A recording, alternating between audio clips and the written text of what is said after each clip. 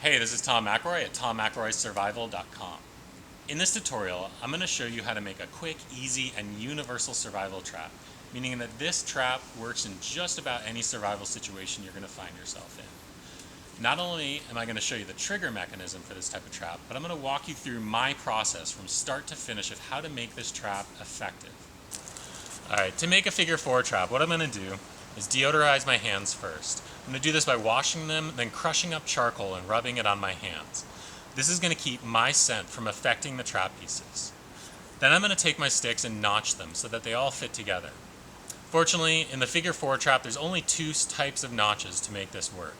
There's one that I call a dovetail, which is where you take a stick and you flatten both sides of it so that it looks like a flathead screwdriver. This is then going to insert into what I call a stopper notch. This, when inserted with a dovetail, makes a hinge, and this allows the entire trap to fit together. Okay, once you've got your 3 sticks, you're going to carve them out using dovetails and stopper notches. The first one I have here is the upright stick. It's just an 8-inch long stick that has a dovetail on the top of it, and I've squared off the sides of it so that there's a 90-degree angle on one side. The next stick I have is going to be the stopper. This one, about 3/4 of the way up, you're going to have a stopper notch facing towards the back of the stick, towards the long side. This is going to insert into the upright stick and create a hinge. At the back of this diagonal stick, you're going to taper it into a dovetail. The last stick is called the bait stick. It's a little bit longer, and it's got 2 stopper notches in it. One that would be facing up, and the stopper part would be facing forward. A 1/4 turn at the side of it is going to be another stopper facing backwards. Very typically, when somebody teaches you to make a figure 4 trigger mechanism, they just tell you to find a flat rock and prop it up against it. While that does work, it doesn't work that well, and there's not always going to be perfectly flat, large rocks out in the woods for you to use.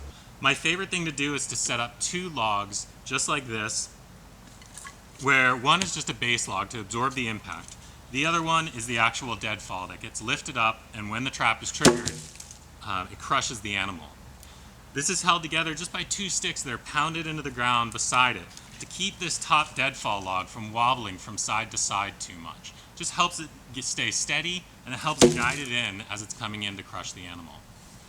To set this up, what I'm going to do is first take my upright stick, place it just outside of the path of that top log, attach my diagonal piece to it, get those 2 notches to form together into a hinge.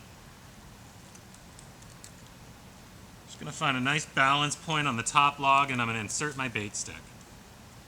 I click it into the back first, and then I click it into the front, and this entire thing should hold together pretty easily.